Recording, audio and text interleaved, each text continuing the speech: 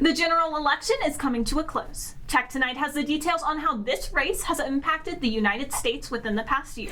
And all around campus, Hokies have had to find new ways to participate in their extracurriculars in the midst of a pandemic. Stay tuned to hear about all this and more on this episode of Tech Tonight.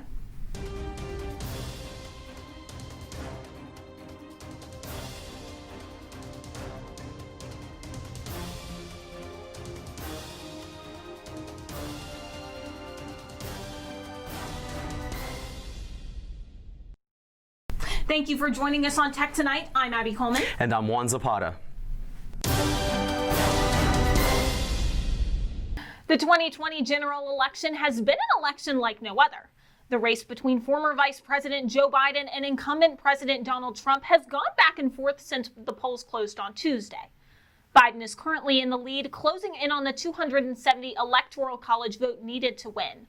For Trump, leads in Georgia, Pennsylvania, and North Carolina are key for him to close the gap on Biden's lead. With mail-in votes still being counted in several key states, it is difficult to declare a winner. We may not have a clear winner for several more days or even weeks. As far as Virginia elections go, Senator Mark Warner has won re-election against Republican Daniel Gade with 55% of the votes. For House of Representatives, Republican Representative Morgan Griffith glided to re-election unopposed. Virginia Tech is still keeping up with tradition with the annual Little Hokie Hand-Me-Down. Tech Tonight reporter Alea Burrell has more on the event. The 8th annual Little Hokie Hand-Me-Down event returns on November 11th and 12th in the multi-purpose room of the Graduate Life Center. The Graduate School, Graduate Student Assembly, and the Women's Center all collaborate to sponsor this event, while members of the Blacksburg community and the university help in making this event possible. Event organizers are accepting donations starting November 2nd through the 13th at the Women's Center from 8 a.m. to 5 p.m. and at the Welcome Center of the Graduate Life Center between 9 a.m. and 3 p.m.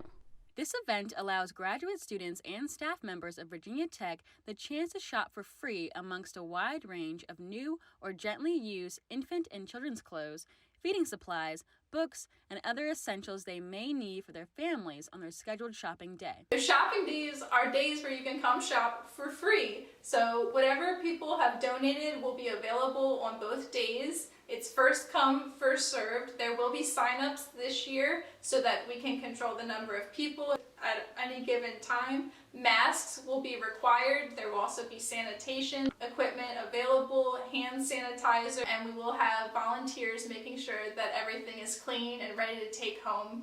Reporting live from Blacksburg, Virginia, I'm Alea Burrell for Tech Tonight, and back to you guys in the studio. Thank you, Alea. Forming part of Virginia Tech's currently existing living learning communities, Aurora becomes the newest program added to the university. With more than 10 communities already in place, all serving different academic backgrounds and interests, Aurora focuses on interfaith dialogue and cooperation. Located in Pritchard Hall, this living learning community brings students across all religious and non-religious identities together to learn and reflect about diverse worldviews and to engage in meaningful change in the community by exemplifying academic excellence, community service, and ut prosim. A new campaign in the New River Valley is set to help small businesses impacted by COVID-19. A marketing campaign called #SaveBlacksburg is hoping to help offset the estimated $80 million of missing economic activity in Blacksburg and the surrounding areas. The program, which officially began on October 16th, hopes to reach over 100,000 Virginia Tech students, alumni, and parents. The goal is to have Hokie fans buy gift cards from local Blacksburg businesses in hopes of creating an immediate cash flow. #SaveBlacksburg is operating through the Localite app, which will allow parents to send e-gift cards to their children at Virginia Tech, as well as allow alumni to purchase e-gift cards to be used at a later date. As Virginia Tech continues to remain mostly online to adhere to COVID-19 guidelines, most extracurricular clubs have had to get creative with how to proceed for the rest of the semester. And that is exactly what the Virginia Tech Chamber Singers have decided to do. As in-person rehearsals continue to be discouraged by the university, the singers have decided to use a closed-off section on the 4th floor of the Perry Street parking garage. In this space, the choirs are able to remain socially distanced while being able to proceed with in-person rehearsals in order to provide a virtual concert in December. The cold weather is starting to make its way to Blacksburg. Our meteorologist Lizzie Mahan has everything you need to know about what next week's weather will look like. Thank you, Abby, and thank you for tuning in to the weather forecast. I'm meteorologist Lizzie Mahan, reporting your weather for the Blacksburg and the New River Valley areas. We start off our week on a sunny note with Monday giving us some sunshine. The high on Monday is 67 degrees and the low will be 57 degrees. But get those umbrellas ready because going into Tuesday and Wednesday, we are expecting to see some rain. The high on Tuesday is 69 degrees with the low of 60 degrees. And the high on Wednesday is also in the upper 60s with the low in the 50s. Now, on Thursday, we will be returning back to the sunny weather. The high on Thursday is in the lower 60s and the low is in the lower 40s. We end our week with some cool showers. The high on Friday is 56 degrees and the low is 44. So whether you like sunshine or rain, we have both in store for you next week. Thank you for tuning into the weather forecast. As always, know that weather is pretty unpredictable, so be ready for any possibilities. Until next time, stay healthy and stay warm before the winter hits. Back to you in the studio. Thank you, Lizzie. Despite COVID-19 and the cold, Hokies were still able to find fun and safe ways to celebrate Halloween. Tech Tonight reporter Shanna McCool interviewed students around campus to find out more about how they enjoyed the holidays. Thank you, Juan. I interviewed Virginia Tech students to see what they did this Halloween weekend. My roommates decorated our apartment, so that helped. And I don't know, dressing up definitely made it seem more like Halloween. It was definitely different than last year, because last year I went to JMU. So it was like big parties and like a ton of people.